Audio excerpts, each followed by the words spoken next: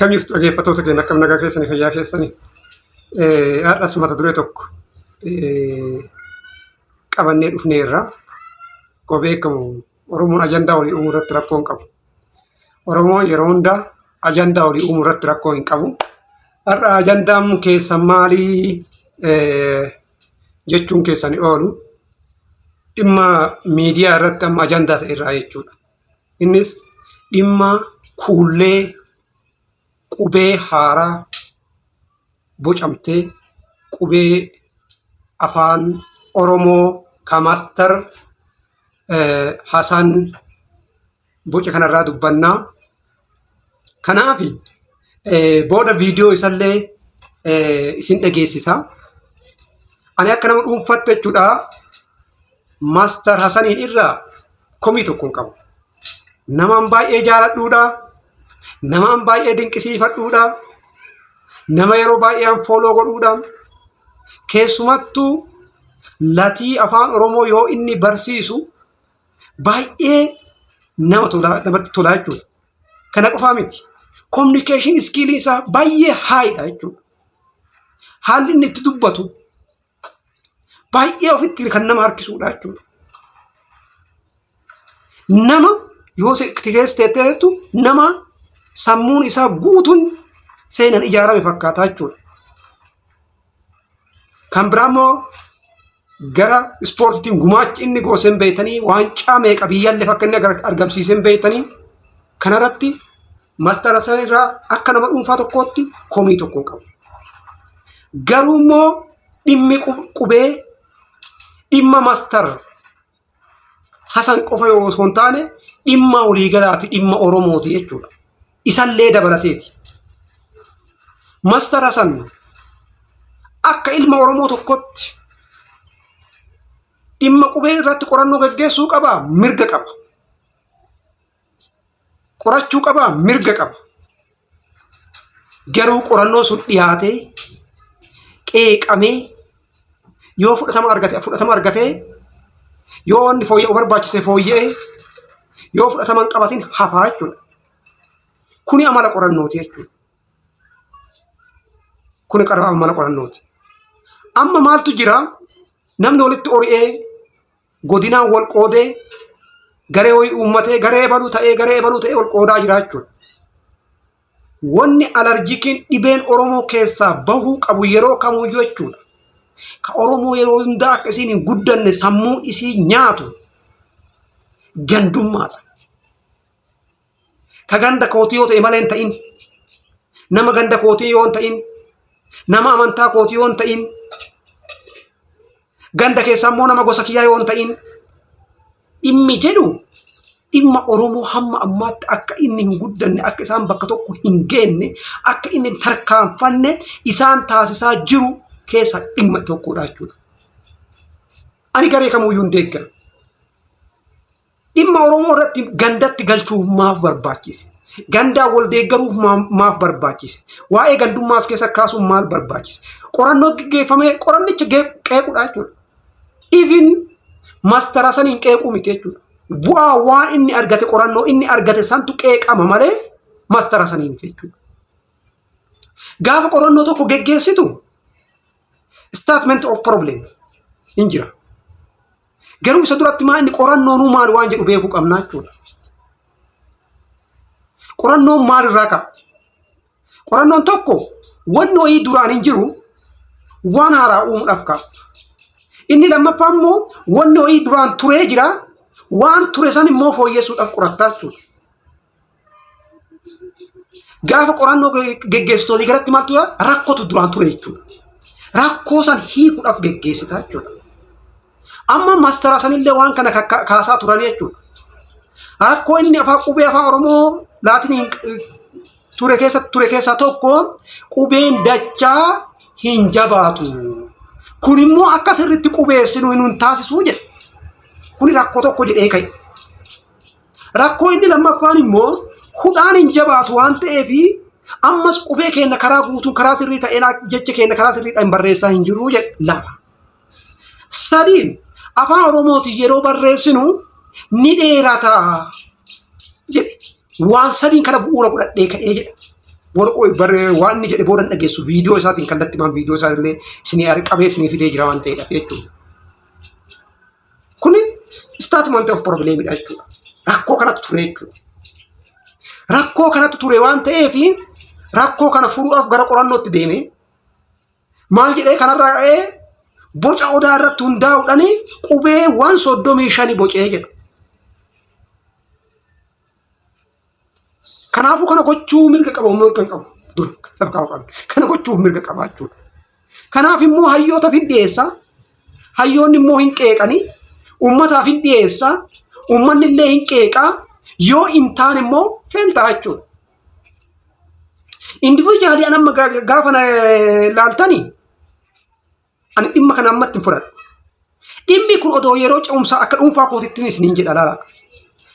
Odoo dhimmi kun yeroo ce'umsaa yeroo dargiin irraa kufee gara wayyaatti darbu san ta'ee sirrii ture. Nan fudha yeroo sanitti. Maaliif amma sadarkaa qubee bocuuti irra dabarree jirra jechuudha. Amma sadarkaa qubee bocuu odoo hin taane sadarkaa afaan Oromoo afaan biyyoolessaa afaan Afrikaa itti gooruudha malee sadarkaa qubee bocuu itti duuba gadi hin deebinu jechuudha. Yoo ta'ellee qubee dachaa san akkamitti fooyyessuu danda'a ka jabaachuu hin dandeenye san. Hudhaa ka jabaachuu hin dandeenye san akkamitti fooyyessuu hin danda'ama. Kun lamaan gochuun hin danda'ama jechuudha. Isa kana fooyyessuun hin danda'ama improve gochuun hin danda'ama jechuudha. Qorannoo geggeessanii isa lamaan kana fooyyessuun hin danda'ama. Garuu of duuba deebinee qubee haaraa bocuu gaafa jenne tokkoffaa isteeppii afaanii gadi deebisa gara duubatti buuta. Maaliif yoo jenne ganaa dhaloota tokko jennee barsiifnee nama afaa qubee kanaan katabu ammallee takka jennee lafaa kaanaa jechuudha. Kun immoo maal nu godhaa? Warra diinota kennaa kan duraanuu waan gadi nu cabsan barbaadan ammallee qubee hin qabanii hagar'aatu qubee barbaadachaa jiru waan jedhullee politikaalillee dhiibbaa guddaa nurratti geggeessa. Sooshaali politikaalillee dhiibbaa nurratti geggeessa jechuudha. Kan biraa immoo hayyoonni kun yeroo rakkoo san keessatti qubee laatinii kanaan bakka buusanii sirriitti barreessanii jiranii amma isa kanallee yoo kan duubatti deebifnu taane dhimma seenaa wajjin wal qabatu jechuudha. Sooshaali historikaalii nu miidhuu danda'a jechuudha. Anamma hayyuu afaaniitiin illee miti. Garuu akka nama yeroo dheeraa daa'imman wajjin ture akka nama yeroo dheeraa daa'imman barsiisaa ture ittiin dubbadhaa jiru jechuudha. Lammaffaa gaafa laallu immoo qubeen baay'ee salphaa ta'uu qaba. Ijoolleen salphumatti waan qabachuu qabu waan kompleksiitii of keessaa qabaachuu hin qabu jechuudha. Amma qubee kana keessatti gaafa kan laaltan taate jechuudha. Waan baay'ee sararoota baay'ee bakka bakkatti itti dabalamu jechuudha qabaachuudha. Ijoolleen waan kana salphatti barachuudhaaf diqqoosii baay'ee itti ulfaata yaada. Nama baay'ee keessa bu'ellee laalle garuu yoo asuma achi laalu wanni kun ijoolleen barreessuudhaaf katabuudhaaf baay'ee itti ulfaata. Kan biraa immoo smart gootee walitti xaxxee sirriitti bareechiftee barreessuudhaaf smart gootee bareechiftee barreessuudhaaf baay'ee ulfaataadha wantichi yoo akkasitti achi ilaalu asuma achi yoo ilaalu jechuudha. Innis kunillee qubee ammaa kana keessatti kuullee kana keessatti hanqinni ta'uu danda'a jedhee yaada jechuudha. Kan biraa immoo inni guddaan ishuun guddaan afaan Amaariffaa fakkeenya amma gi'izii guddachuu kan orgi keessa afaan tokko yoo qofa gi'iziin barraa jechuudha. Qubee addaati. Ganaa kompiitara keessattuyyuu ganaa sooftiweerii feetee maal itti barbaaddaa jechuudha. Kanaaf ammallee ganaa waggaa meeqa jechuudha. Ganaa takka jennee waggaa 50 lakkoofsiifna waggaa 60 kun immoo carraa afaan Amaariffaatiif ammallee carraa biraa uumuu ta'a. Ammas afaan Amaariffaatiif carraa biraa uumnee afaan Oromollee ammallee ganaa qorannoo irratti geggeessina ammallee hin jalqabne ganaa seerluga isaatti boncaa ganaa seerluga isaatti barreessina ganaa adeemsa meeqatti return back gara duubatti nu deebisa jechuudha. Osoo gaafa ce'umsa dargi ta'e waan gaarii ture bakka. Garuu kaasitti gochuu qabne mastara saniidhaaf rikoogineeshinii kennuun dirqamnutti kalaqa argateera bakka. Ammatti nu fayyadaa nu fayyaduuni inni ammatti akka nu fayyada yaada. Garuu immoo argatee jira. Rikoogineeshinii beekamtii kennuuf hin dirqamta jechuudha. Garuu ammatti laatinii dhiifnee qubee kanatti fayyadamuun nu fayyadaa gaafa jenne nu fayyadu ammatti dhugaa jiru isaanan jechuudha.